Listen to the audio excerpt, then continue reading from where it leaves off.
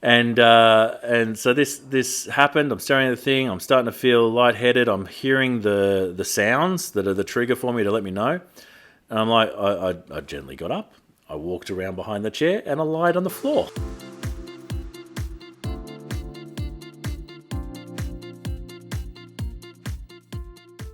Welcome to the Marketing Report. My name is Russell Pearson and this is episode number 82. The Marketing Report is a podcast for passionate yet frustrated business owners who are looking for a competitive edge. And today's competitive edge is actually self-care. The time of recording, this is currently the 9th of September and Are You OK Day, which here in Australia is a great initiative. It's one day in the year where people are asked to ask the question of those around them, are you okay?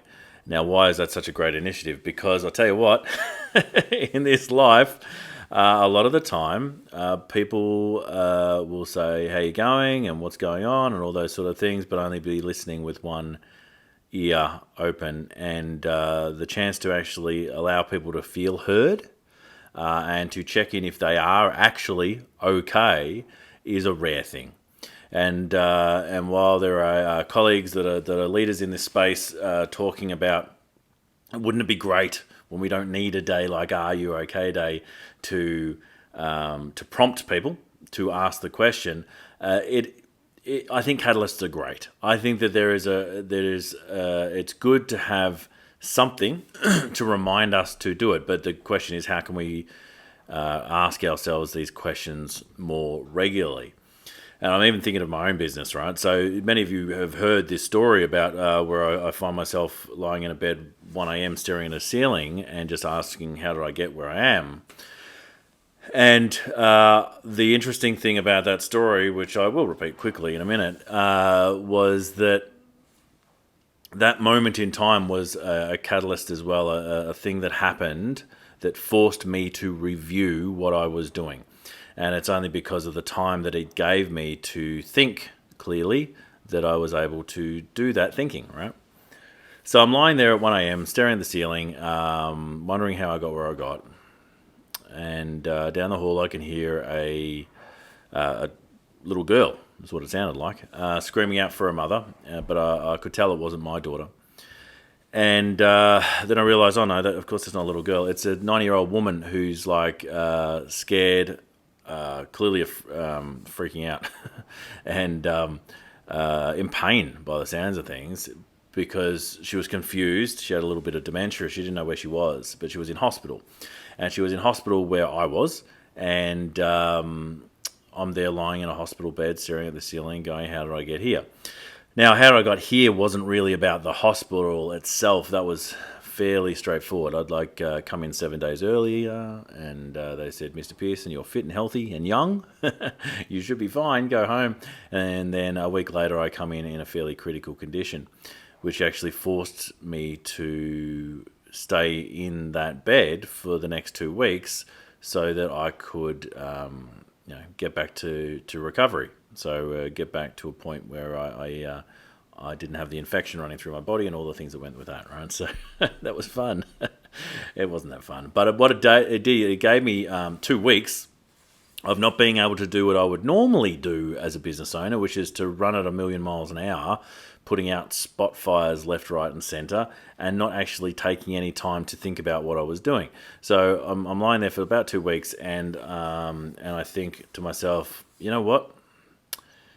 It appears from the outside like I'm successful, but I am so unhappy. And so how did I get here was, how did I get to this place in my life where other people are going, well, you're doing really well, you're successful, and I'm thinking to myself, I'm not happy about any of this. Now, there are certain areas of my life I was very happy with. My 3 gorgeous children, they're absolutely fantastic.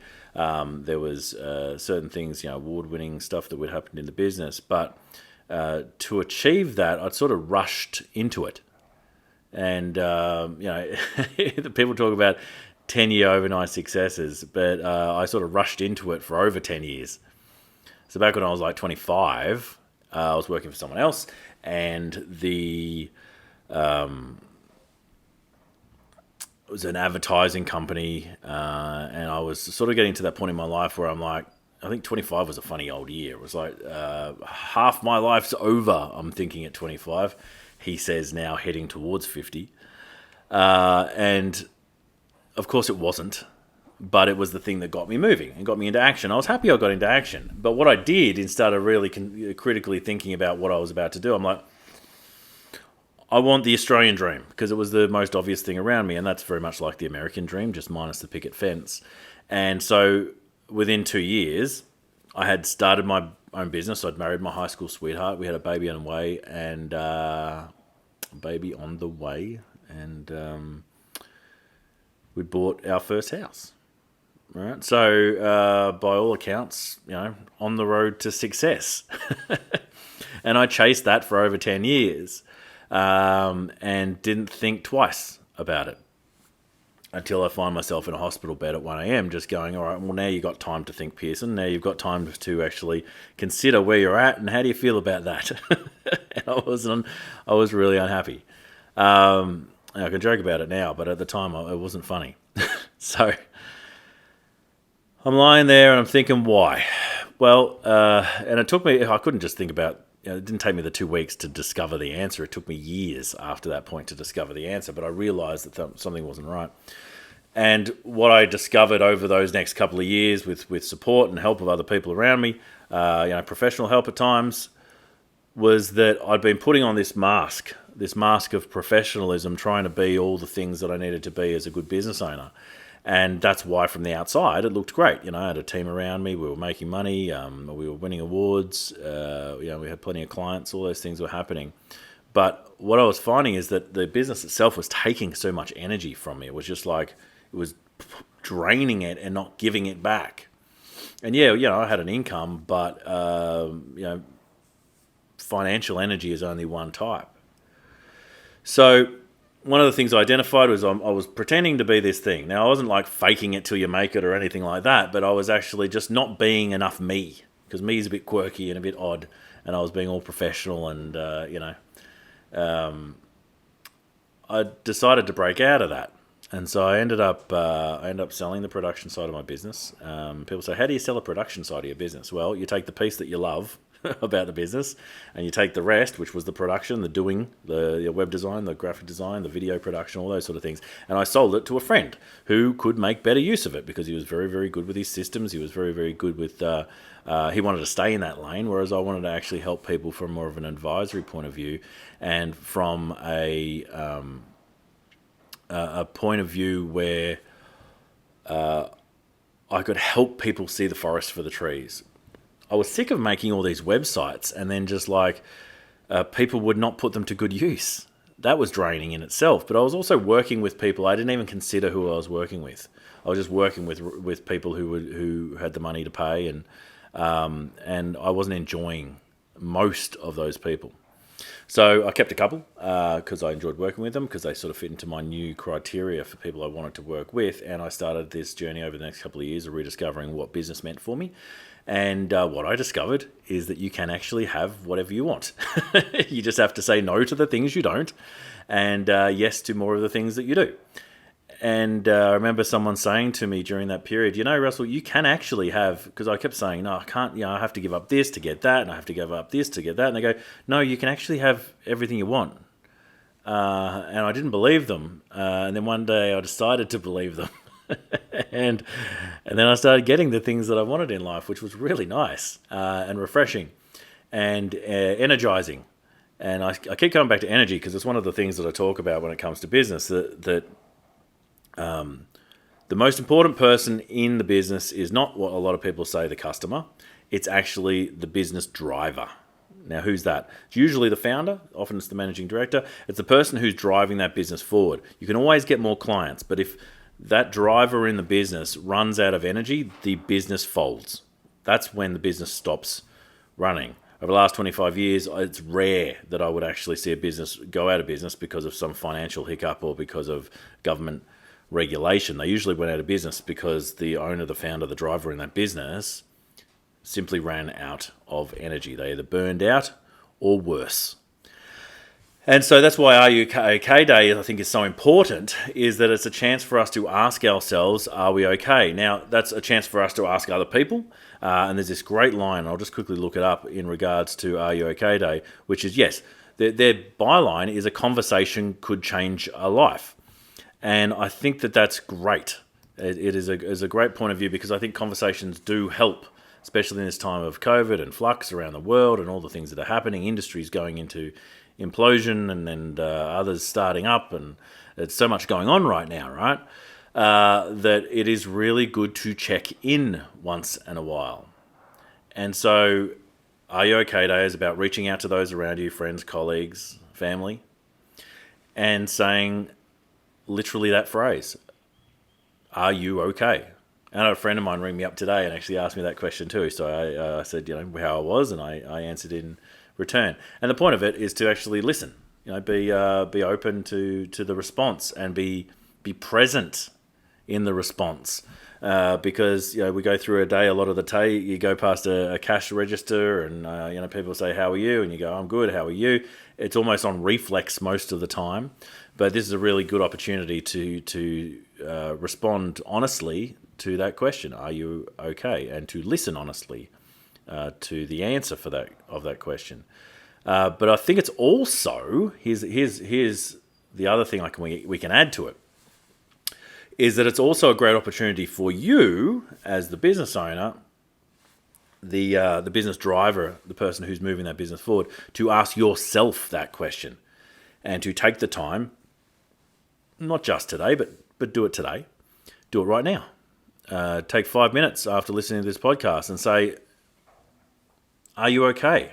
Literally ask yourself that question, and if the answer is no, I'm actually there's some things going on, then I would please invite you to get some support. Get some support around that. And certainly when I asked myself that question lying in that hospital bed, I went and got that support. So I had some mentors that I went and got. I also got some professional help. There's a friend of mine who is a psychologist, and she was brilliant in actually helping me make the process and the steps that I needed to actually get myself into being me, believe it or not. Being me was fun all of a sudden, rather than pretending. And again, I wasn't pretending on purpose. I was just being the thing I thought I needed to be to achieve the thing I wanted to achieve. But you can actually just be you, and it's much more easy and provides much more energy to you. So, yes, business owners don't go to business because of financial hiccup or government regulation. They go to business because the owner potentially burns out. They run out of energy, because this is all you got, right? Energy from the past, which is the money, the resources, the team that you've now got, right? That's energy you've already spent. You've got the energy in the future, which is the limited amount of time that we all have. That's what you're playing with. So if you're constantly giving out energy, and it's part of the reason why I focus on helping people in this space, is this is passionate yet frustrated business owners who are taking these 3 steps forward and 3 steps back. It burns out a lot of energy. So the way forward, I think, is to help these business owners find people they love working with, bring the things they love outside of business into their business, because that brings joy, it brings energy in, and it actually working with those people you love on projects you love, or on the type of work that you love, actually brings energy back into you. So it shouldn't just be financial energy that comes back into yourself. It should be all sorts of different types of energy. Fun energy, laughter energy, positivity. Being around the people who you align to, that you've got a values alignment to, deciding who you want to work with. You actually get to decide on these things. And so rather than running around at 100 miles an hour, putting out spot fires all day long, which is part of the reason why you're spinning your wheels and going 3 steps forward and 3 steps back, take a moment, check in with yourself. Are you okay? Are you okay personally? Are you okay with your business? And if you're not, then I would suggest get the support. Now, you've got some great programs like Beyond Blue. There are all sorts of mental health initiatives around the world, and usually you can call them up, just literally call the helpline, and there's someone there that you can talk to. So do that at the very least, because I tell you what, over the years, especially in this space, especially in the marketing space, whether it be design, marketing, PR, all these sort of areas. For some reason, there's a large amount of stress that the business owners put on themselves, and so over the years that I've been in this space, I've seen a lot of people go out of business because they burnt out, or worse. And I say or worse because it's been really unfortunate to see colleagues and actual friends take their own life off the back of what's going on for them that they've sort of kept to themselves. And that's I think the point, that as business owners, I think we feel like, because we are leaders, we've stepped out of an employment situation. We've decided to start something, create something from nothing, pioneering to a certain degree, leading people forward. We've got teams around us. We're actually helping them have energy within their lives, and so we're doing all these things. So we think we need to be this other thing. Well, if we're going to be able to lead people, we're going to have to look after ourselves. So I think number one, talking about it, being open with somebody about it, so that you're actually sharing what the problems are rather than keeping it inside. That's been the biggest area where, and I'm not catastrophizing here. There's like, my friends have actually taken their own lives, and they didn't share what was going on in their life. And I don't, at the end of the day, you can't say that this is the reason they did it. And for a lot of people I've seen very close to the edge, where they have had a chance to talk to them, a large part of that's been around their identity connected so closely to the business. And if the business is suffering, they're suffering. If the business isn't working out the way they want, they're not working out the way they want. If they've made goals and they haven't achieved them, then it's not the business that hasn't achieved them, it's them personally that's at fault. And I think responsibility, ownership, and all those things that go with being a leader are fantastic. But I also believe that you should communicate any challenges that you are having. And if you don't have a mentor, get one. If you don't have support people around you, then get them. Because if you're going to be a leader and look after all these people around you, I think it's very, very important to make sure that you're capable of doing that and that you're looking after yourself. And so that's where I come back to Are You OK Day. I think it is a great initiative, and it's a great opportunity for everybody to actually just check in with themselves. And sometimes, I'm not saying as a man, although it's almost feels like it's a thing. But I think just as business owners and leaders ourselves, we often don't go and get the support because we can tough it out. And I know in the past I haven't gone to the doctor when I should have. I know in the past that I've tried to do too much. One of the lessons I learned early in my business, I think I was like 3 or 4 years in, is that if you're racing at 100 miles an hour and then you just suddenly stop, there are certain types of fatigue you can suffer from. Adrenal fatigue, for instance, that had me in bed during actual Christmas Day. I'm like lying in bed on Christmas Day dealing with adrenal fatigue, and did for the next few weeks just to be able to get out of bed. That wasn't fun. And I learned from that, but I'm saying you don't have to just learn from your mistakes. You can actually learn from my mistake and create methods of dealing with what could happen, getting the support systems in place. So, for instance, I learned that you don't run 100 miles an hour into a brick wall and stop. You bring exercise into the transition between going so fast and then into a holiday period. You bring other things to allow you to step into that. Now, that's my experience. It doesn't mean it's going to be yours, but it may be. There was another time recently when when the business is going very, very well here in the last year, where I've suddenly got systems and processes and team working, and I find that I've got time on my hands. And because I've trained myself for the last 15 years to be putting out spot fires, I found myself in a situation where I'm like, well, I felt useful when I was putting out spot fires, even though we know it's not the most useful thing I could be doing. But I felt useful when I was doing it. That suddenly, if I'm not putting out spot fires, there's this identity crisis of I'm not useful anymore. And it actually it came together at one point where I go, all right, well, everything's done. Like everything's working, everything's going. I've got nothing else to do. And I was still being workaholic-y. And I decided to, okay, well, I'm going to sit down. I'm going to focus on the future. I'm going to look at what we're going to do. And I should have just gone for a walk or done blacksmithing or one of the things I like doing.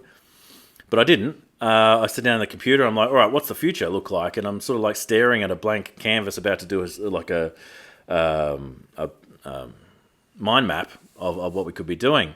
And I'm just looking at this blank canvas. And then I sort of realized that I have infinite choices on what I do next. And then there's an overwhelm that came with that. And I think, I got anxious off the back of it. I don't know. But what happened, this is the symptom, right, is that I started getting the Charlie Browns, which if any of you have listened to me in the past, that means that I started hearing my own voice that was sounded like, wah, wah, wah, wah, wah, wah, wah, which is like the teacher at the front of the class in Charlie Brown. That's how they sound. And if I hear myself going like that, I know from the past, it's happened a couple of times in my life, I might pass out. And so this happened. I'm staring at the thing. I'm starting to feel lightheaded. I'm hearing the sounds that are the trigger for me to let me know. And I'm like, I gently got up. I walked around behind the chair and I lied on the floor. And my partner's across the way. She's on a phone call, but she's like, what's happening? She didn't stress out. She could see that I was okay.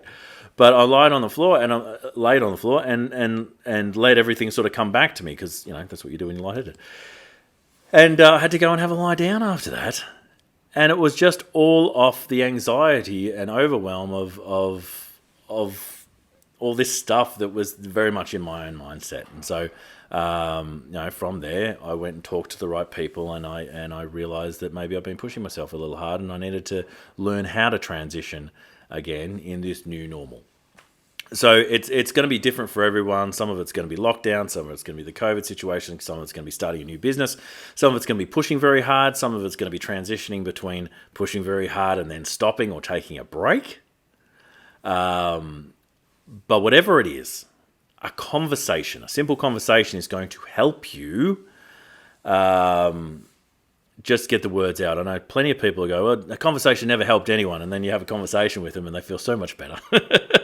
So believe Are You OK Day, believe all the mental health experts, a conversation and talking it out actually does help in getting that support network. Now, one thing I did last year, which was really useful for me, from 2 points of view, it was actually useful for me as the business driver, but also useful for me from a customer engagement point of view, is I decided, we were in lockdown for a long time in Melbourne, and I was still in lockdown then. We had a curfew, we had a distance around, we could only go 5 kilometres from my property. And so I decided that at 4 o'clock I would go for a walk for an hour, get a little bit of exercise. I got out of the house. Yes, I'm still wearing a mask, so I'm not getting a lot of fresh air, but I got the sun on my face. You feel the energy of being outside rather than stuck inside, which is positive on its own. But during that walk, I decided to call people, and I would call people I hadn't spoken to in 6 months or even a year, and I would say, how are you going? Which is very similar to Are You OK? But it's more just this open check-in to see how are things in their world. And what's interesting about it is that they were incredibly happy at the phone call. They loved me having a chat with them that wasn't about, what they should be doing next in their business, just listening, right? But actually making those phone calls helped me stay connected.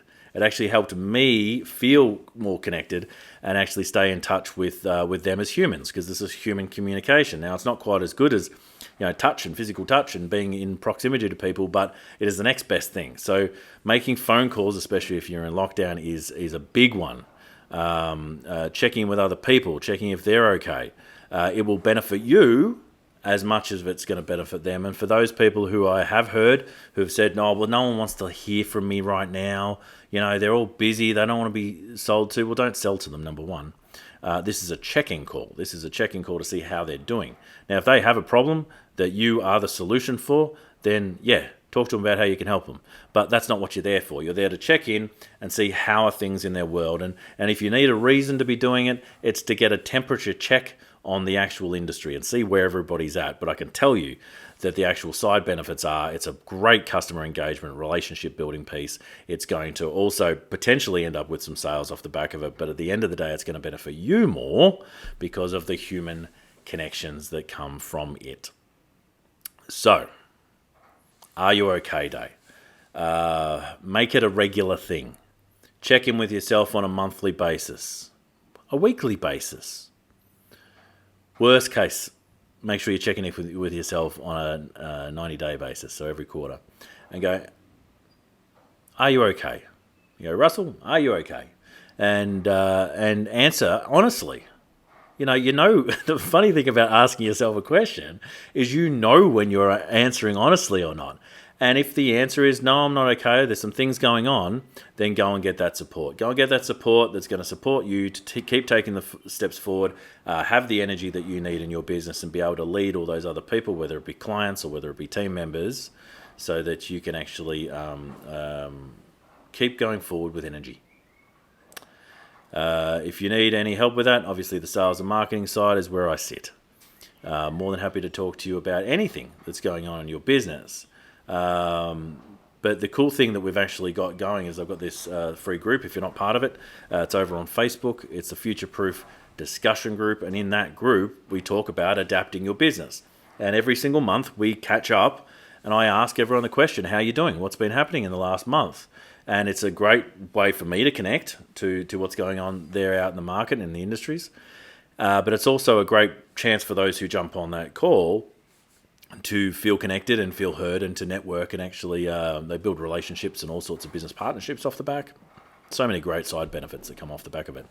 But if you're interested in not feeling alone, feeling connected with other humans, being part of a conversation, then go to Facebook and look up Future Proof Business Group. Apply to join that. It's absolutely free. And as long as you're a business owner or running a business, then I would love to have you part of the action. That's pretty much all I've got to say with that. But basically, look after yourself, people. Ask yourself, are you okay? Ask those around you, are you okay? At the end of the day, stay passionate. And I'll catch you on the next one. Make sure to visit russellpearson.com for more podcast episodes, videos and more. russellpearson.com.